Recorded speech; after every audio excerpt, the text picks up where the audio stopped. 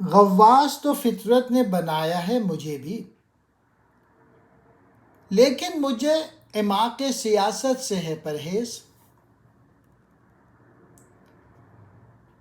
فطرت کو گوارا نہیں سلطانی جاوید، ہر چند کہ یہ شعبدے بازی ہے دل آویز۔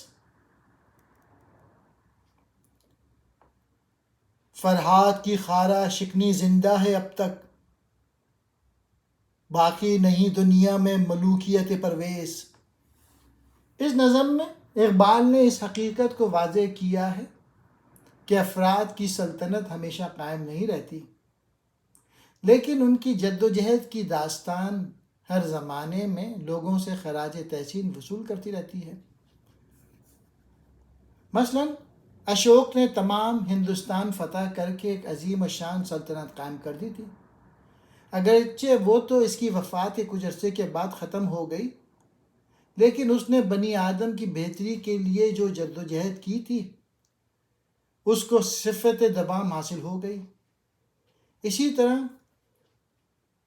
غازی صلاح الدین ایوبی نے جو سلطنت قائم کی تھی وہ تو مٹ گئی، لیکن اس کا کارنامہ ابھی تک زندہ ہے۔ وہ کارنامہ کیا تھا؟ وہ کارنامہ تھا اس کی جد و جہد جو اس نے مذہب کی سربلندی کے لیے کیا تھا۔ غرض یہ کہ فطرت کو سلطانی جاوید پسند نہیں ہے، خارا شکنی پسند ہے۔ وہ سلطنوں کو مٹا دیتی ہے، سلطانوں کو مٹا دیتی ہے، لیکن جد و جہد کے ثمرات اور کارناموں کو باقی رکھتی ہے۔ تو اقبال کہتے ہیں اگرچہ مجھے اللہ نے یہ لیاقت عطا فرمائی ہے کہ میں بات کی تہ کو پہنچ جاتا ہوں، جس طرح غواص سمندر کی تہ میں پہنچ کر موتی نکال لاتا ہے، لیکن میں سیاست کی گہرائیوں میں اس لیے غوطہ زن نہیں ہوتا کہ فطرت کی نظر میں سلطانوں کا قیام یا سلطنتوں کا قیام کوئی وقت نہیں رکھتا۔ سلطنتیں بنتی رہتی ہیں اور ٹوٹتی رہتی ہیں، بس جو شے بذات خود پائیدار نہیں، اس میں غور و خوض بھی مفید نہیں۔ جس طرح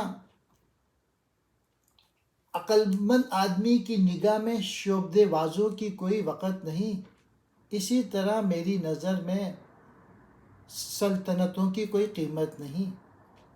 جس طرح ایک شعبدے باز تھوڑی دیر کے لیے ہتھیلی پہ سرسوں جما کر مناظرین کو خوش کر دیتا ہے، لیکن دراصل اس کی کوئی حقیقت نہیں ہوتی، اسی طرح سلطنتیں بنتی رہتی ہیں اور بگڑتی رہتی ہیں۔ مثال کے طور پہ ملوکیت پرویز پہ غور کر لو۔ آج دنیا میں پرویز کی سلطنت کا وجود نہیں، اور سوائے مورخوں کے کوئی اس کا نام بھی نہیں جانتا، لیکن فرہاد کی خارا شکنی جد و جہد کے قصے آج بھی زبان میں موجود ہیں۔ اس شعر میں میسج یہی ہے کہ محنت کرو، کہ پرویز نے فرہاد سے کہا تھا کہ اگر وہ فلاں پہاڑ سے نہر نکال دے تو شیریں اس کو مل سکتی ہے۔ وہ بیچارہ سخت پتھر یا پہاڑ کاٹتا ہوا ہی ختم ہو گیا، لیکن اس کا نام بطور محنت کش اور بطور انوکھے مزدور کے آج تک زندہ ہے، اور پرویز کی شاہی کو وہ زندگی دوام نصیب نہیں ہوئی۔ تو میسج یہ ہے کہ محنت کرتے رہیں، اپنے پوٹینشل کو بڑھاتے رہیں۔ سلطانی جاوید ہمیشہ کی بادشاہی، غواص غوطہ لگانے والا، اعماق سیاست، اعماق کہتے ہیں عمق کی جمع مراد گہرائیاں، یعنی سیاست کی گہرائیاں، فطرت کہتے ہیں قدرت کو، گوارا کہتے ہیں پسند، شعبدے بازی جادوگری دھوکے کا کھیل، دل آویز دل کو لبھانے والی۔ فرہاد ایران کا ایک مشہور عاشق جو شیریں نامی حسینہ پر عاشق تھا۔ خارہ شکنی سخت پتھر توڑنا یا پہاڑ کاٹنا۔ ملوکیت پرویز ایران کے مشہور بادشاہ خسرو پرویز کی بادشاہی، یہ وہی پرویز ہے جس نے فرہاد سے شیریں کو چھین لیا تھا۔ خود ابو الہول نے یہ نکتہ سکھایا مجھ کو وہ ابو الہول کہ ہے صاحب اسرار قدیم، دفتن جس سے بدل جاتی ہے تقدیر ہے وہ قوت کہ حریف اس کی نہیں عقل حکیم، ہر زمانے میں دگرگوں ہے طبیعت اس کی، کبھی شمشیر محمد ہے کبھی چوب کلیم۔ اس نظم میں علامہ اقبال نے ملت کے لوگوں کو یہ بتایا ہے کہ کسی نظام زندگی کو رائج کرنے کے لیے محض عقل کافی نہیں، بلکہ اس کے ساتھ قوت بھی ضروری ہو۔ اگر قوت نہ ہو تو معاہدہ یا آئین کی قیمت ردی کے کاغذ کے پرزے سے زیادہ نہیں۔ ظاہر ہے بت تو بے زباں ہوتا ہے۔ اقبال نے اپنے شاعرانہ خیال سے یہ بات بتائی ہے کہ جب میں نے ابو الہول کو دیکھا جو پرانے بھیدوں کا مالک ہے، اس نے مجھے یہ باریک بات بتائی۔ وہ نکتہ یا باریک بات یہ ہے کہ جس چیز سے امتوں کی قسمت فوراً بدل جاتی ہے وہ چیز قوت یا طاقت ہے، جس کے مد مقابل فلسفے کی فکر بھی نہیں ہو سکتی۔ فلسفی اچھی باتیں تو ضرور کرتا ہے، لیکن تقدیر کے بدلنے کے لیے صرف باتیں نہیں عمل بھی چاہیے، اور اس معاملے میں عمل طاقت ہے۔ البتہ طاقت کس قسم کی ہو یہ جواب طلب ہے۔ تو علامہ کہتے ہیں کہ ہر زمانے میں موقع و محل کے مطابق اور حالات و واقعات کے پیش نظر اس کا مزاج یعنی صورت بدلتی رہتی ہے۔ جب ایسے حالات پیدا ہو جائیں جو کفار مکہ نے بانی اسلام حضرت محمد صلی اللہ علیہ وآلہ وسلم کے لیے پیدا کر دیے تھے، تو پھر محمدی تلوار کی ضرورت ہوتی ہے، یعنی ایسی تلوار جو انصاف اور حق کو قائم کرنے کے لیے چلائی جائے، نہ کہ ظلم و بربریت کے لیے۔ جب ایسے حالات پیدا ہو جائیں جو فرعون مصر نے بنی اسرائیل کے لیے پیدا کر دیے تھے، تو پھر طاقت تلوار کا نام نہیں، عصائے موسیٰ کا نام ہے، جس کے ذریعے اور جس کے معجزات سے بنی اسرائیل کی قسمت بدل گئی اور فرعون غرق ہو گیا۔ ابو الہول ملک مصر میں دارالحکومت قاہرہ کے نزدیک صحرا میں، جہاں فرعونوں کے اہرام یعنی مقبرے بنے ہوئے ہیں، ان کے قریب کی چٹان کو تراش کر کے ایک بہت بڑا بت بنایا ہوا ہے، جس کا دھڑ شیر کا ہے اور چہرہ آدمی کا۔ صاحب اسرار قدیم، پرانے بھیدوں کا مالک۔ نکتہ کہتے ہیں باریک بات۔ دفتن اچانک، تقدیر امتوں کی قسمت، حریف کہتے ہیں مد مقابل، عقل حکیم فلسفی کا فکر، دیگرگوں مختلف، شمشیر محمد حضرت محمد صلی اللہ علیہ وآلہ وسلم کی تلوار، چوب کلیم حضرت موسیٰ علیہ السلام کی لکڑی عصا۔ یورپ کے کرکسوں کو نہیں ہے ابھی خبر، ہے کتنی زہرناک ابھی سینا کی لاش، ہونے کو ہے یہ مردہ دیرینہ کاش کاش، تہذیب کا کمال شرافت کا ہے زوال، غارت گری جہاں میں ہے اقوام کی معاش، ہر گھر کو ہے برہ معصوم کی تلاش، اے وائے آبروئے کلیسا کا آئینہ، روما نے کر دیا سر بازار پاش پاش، پیر کلیسا یہ حقیقت ہے دل خراش۔ جب 18 اگست 1935 کو اخباروں میں یہ خبر شائع ہوئی کہ اٹلی نے بلا وجہ ابن سینا پر حملہ کر دیا تو علامہ کو بہت افسوس ہوا، اور انہوں نے اپنے تاثرات قلبی کا اس طرح اظہار کیا ہے۔ مسلمانوں نے اس احسان کے بدلے میں کہ ابتدائی زمانے میں ہجرت کر کے حبشہ پہنچنے والے مسلمانوں کو حبشہ کے بادشاہ نے پناہ دی تھی اور ان کی حفاظت کی تھی۔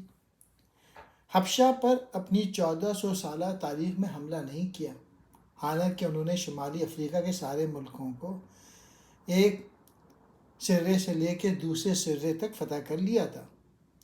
لیکن 1935 میں اس وقت کے اٹلی کے آمر مسولینی نے حبشہ پہ حملہ کر دیا، حالانکہ وہ ایک عیسائی ملک تھا اور بادشاہ بھی وہاں کا عیسائی تھا۔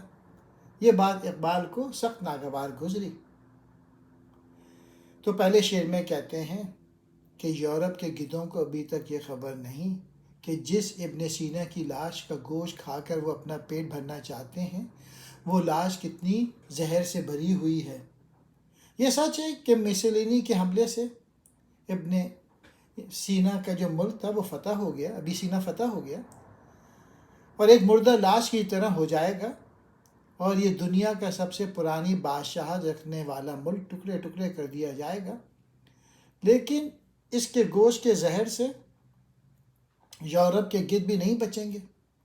چنانچہ بعد کے واقعات بتاتے ہیں کہ دوسرے جنگ عظیم میں مسولینی کا برا حال ہوا۔ مسولینی کو تو خودکشی کرنی پڑی، لیکن ابی سینا جو کا تو قائم ہے، اگرچہ اس میں سے پرانی بادشاہت ختم ہو چکی ہے اور جمہوری طرز حکومت آ گئی ہے۔ طاقتور لوگوں کا صدیوں سے یہ طریقہ رہا ہے کہ وہ دوسرے کمزور ملکوں کو فتح کر کے وہاں کے لوگوں کو تباہی کے دہانے پہ پہنچا دیتے ہیں اور وہاں کے مال اور وسائل کو اپنے لیے استعمال کر کے اپنی قوم کی روزی کا ذریعہ بناتے ہیں۔ ظاہر میں تو یہ فتح ہے کہ دوسرے ممالک کو فتح کر کے وہاں اپنی تہذیب لے جاتے ہیں تاکہ وہ لوگ بھی مہذب ہو جائیں، لیکن حقیقت یہ ہے کہ اس کے پردے میں وہ کمزور قوموں کو لوٹتے ہیں۔ اس لیے ان کی تہذیب کو شرافت کا کمال نہیں، زوال کہنا چاہیے۔ ان میں سے ہر قوم کی مثال ایک ظالم بھیڑیے کی مانند ہے جو کسی نہ کسی بے گناہ بھیڑ کے بچے کو کھا جانے کی تلاش میں رہتا ہے۔ یہاں کام مسولینی نے ظالم بھیڑیے کی طرح ابی سینا کی معصوم بھیڑ کے ساتھ کیا۔ اے وائے افسوس تو اس بات کا ہے کہ ملت کے لوگوں نے صدیوں کے عروج میں ابی سینا کو چھیڑا تک نہیں، لیکن خود کلیسا پہ حملہ کر کے عیسائیت کی عزت کے شیشے کو سرعام ٹکڑے ٹکڑے کر دیا۔ یہ بات دلوں کو زخمی کر دینے والی ہے، لیکن اس سچائی نے تیرے دل کو نہ جانے چور چور کیوں نہ کیا، اور تو نے مسولینی کو حبشہ پر حملہ کرنے سے منع کیوں نہ کیا۔ ابی سینا یہ شمالی افریقہ کا ایک ملک ہے جس کا جدید نام ایتھوپیا اور قدیم نام حبشہ ہے۔ کرگس گدھ کو کہتے ہیں، زہرناک، زہر بھری، مردہ دیرینہ، پرانا مردہ، قاش، ٹکڑے ٹکڑے، غارت گری، لوٹ مار، معاش کہتے ہیں روزی کو، گر کہتے ہیں بھیڑیے کو، برائے معصوم بھیڑ کا بچہ۔ اے وائے افسوس ہے،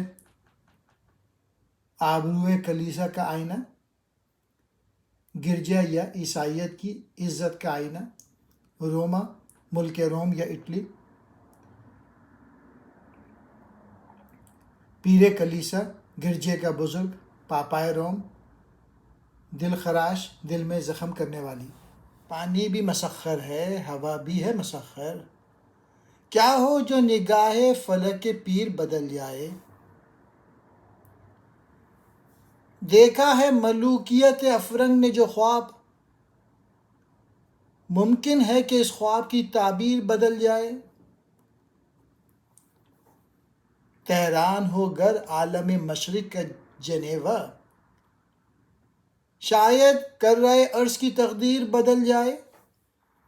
جس طرح دوسری جنگ عظیم کے خاتمے کے بعد فاتح اقوام نے نیو یارک میں ایک اقوام کی جمعیت بنائی ہے، اسی طرح پہلی جنگ عظیم کے بعد بھی انہی فاتح اقوام نے اقوام کی ایک جمعیت بنائی تھی، جس کا ہیڈ کوارٹر یورپ کے ملک سوئٹزرلینڈ کا دارالحکومت جنیوا ہے۔ علامہ نے اس نظم کے پہلے شعر میں اس پہلی جمعیت اقوام کا ذکر کیا ہے اور کہا ہے کہ اس کے بانی اور اس پر قابض وہ یورپی قومیں جنہوں نے اپنی بحری اور فضائی قوت سے سمندر بھی تسخیر کر رکھے ہیں اور ہواؤں پر بھی ان کا قبضہ ہے، بظاہر ان کی طاقت ختم ہونے کی کوئی صورت نظر نہیں آتی اور یہ بوڑھا آسمان ان کے حق میں نظر آتا ہے۔ لیکن کیا خبر ہے کہ کسی وقت اس بوڑھے آسمان کی نظریں ان سے پھر جائیں اور وہ کمزور ہو جائیں۔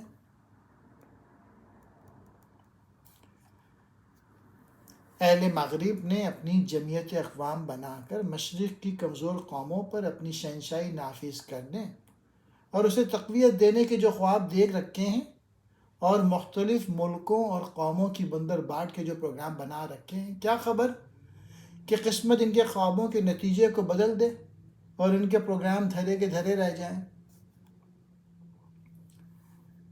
اور پھر کہتے ہیں آخری شعر میں،